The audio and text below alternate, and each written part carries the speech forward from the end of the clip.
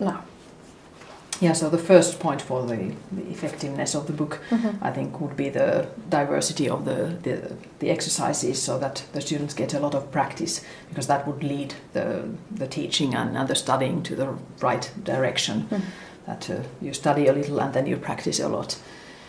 And then the other thing would be that the language is sort of natural, and the words and expressions are really frequently used by people in real life. And I think one thing about that is too, that I think it's good if you sort of have a little bit more in the text, or like the listening exercises, you can have a little bit more than what the students know, because that way they can get used to the fact that they don't have to understand every little part always. And that's one way that the sort of the dialogues, for example, they can be natural even if you haven't yet studied everything, because if you try to respect too strictly that, then the dialogues can't be natural, because you don't have all the elements yet, and then the gap between the language they will hear outside the class would be too big. So I think it's good to have a sort of natural things and explain to the students, and that they don't have to understand everything right away. And then maybe the third thing would be not to have too much content or information. It really has to be very carefully thought. What do they need to learn now? What do we need to focus on? Because if there's too much stuff, then nothing stays, because you only can learn little things at a time. So to learn little things in a logical order and then get a lot of practice in between, I think that's a good combination. Would you regard any of these books as effective as for any learner to go to the streets and get their point across, start using effectively the language? Again, I'm afraid no book can do that. But I think maybe this one goes to the right direction because you get a lot of practice. You have a lot of practice in it, and I think it's only by starting to use the language that you can do it. So if the book can sort of support that, then it's good. I think these two much less. You might learn things about Finnish. You might learn to read texts and things like that, but maybe not use the language in the real world. This may be a little bit more, but I don't have so much experience of using this. I can't really tell, but I think there's a little bit too much in this going on. Okay. Okay, and yes, you've answered that. So I think now we could talk about the social representations. That means about the images. They're whether hand-drawn or they're real images, pictures. And which one do you think it's more effective, and for which type of learner, and why? Yeah. And the content of the images, should they be as just schematic representations of an action? Should they have more social content? Yeah, that's a good question. At the same time, if you have sort of drawings with a less details, maybe it doesn't get so old so easily, because that's the problem with the photos. When the fashion changes, they very quickly start looking a bit old-fashioned, and that's maybe not a nice image if you're starting to learn a language. At the same time, I think the photos are quite nice because they give a more realistic idea about the country that you are supposed to live in. Because if you have sort of mostly drawings, like in this one, you have some photos, but they are not so closely connected actually to the content. So I don't know if people really look at these. And but if the other pictures are like this, it doesn't tell so much about the country or the. Yeah, but maybe there's a difference too. If you're studying Finnish in Finland, then you can sort of see these things around you anyway. If you're studying Finnish elsewhere with a book like this, for example, well, again you have the videos, but the book doesn't give any idea of what places or people look like. So.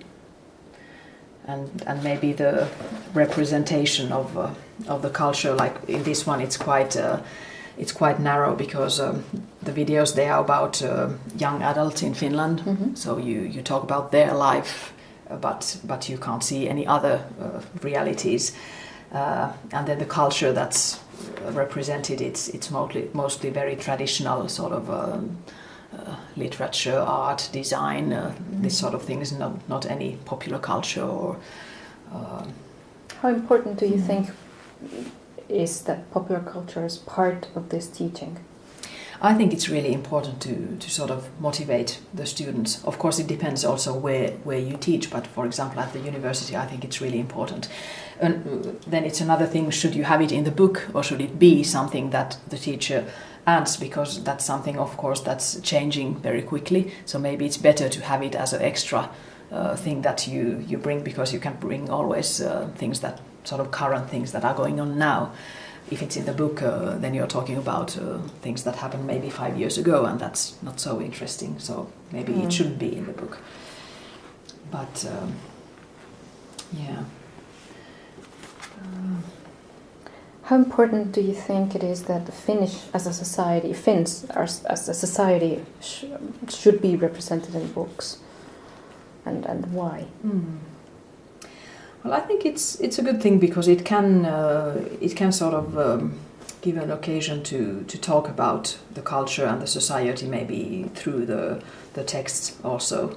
If you have to explain not only the words or the grammar, but explain what's happening in the text or what are people talking about in the text, I think it's a good way to bring the culture into the teaching too.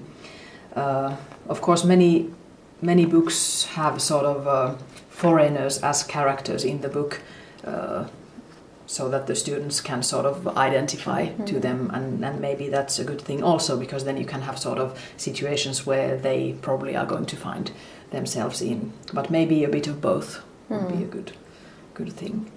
Do you think Finnish society is accurately represented in these books? Well, what is Finnish society?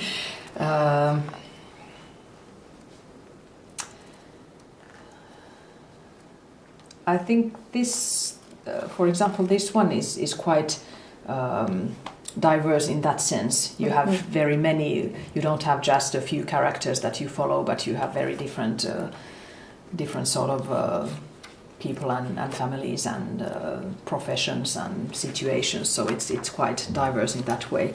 Here you have a lot less, because you have a lot less content simply. But what you have in it, I think it's quite well chosen anyway. Okay. But you have a lot less. That's clear.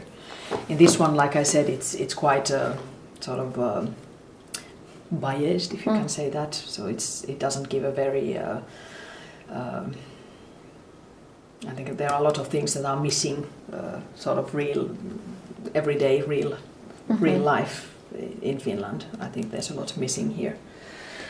This one doesn't have so much, maybe either. Well, I don't know, maybe a little bit in between. Here you have mostly Finnish people that are doing everyday life things.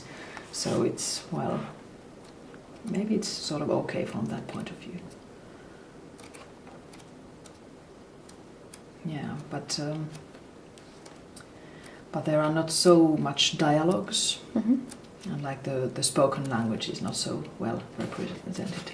You have some things, but maybe not so much, because you can ask that this kind of sort of narrative text, is it really useful? How often do you have to read this kind of text?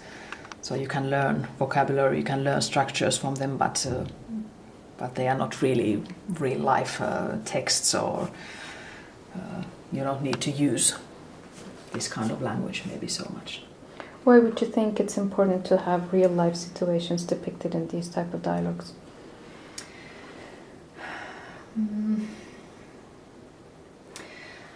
Well, maybe first of all to give models to students, what they can really say in these situations, what can they expect to hear, to talk about cultural things as well. Why do people say this, or why do they do this in these situations? Yeah, I think, well, maybe it's my vision about the language is that the language should be the language that they really meet when they go outside the class, and that would be mostly dialogues at first, and then if they are text, they would be sort of all kinds of maybe instructions or other kinds of text, but maybe not so much narrative text, because they wouldn't read that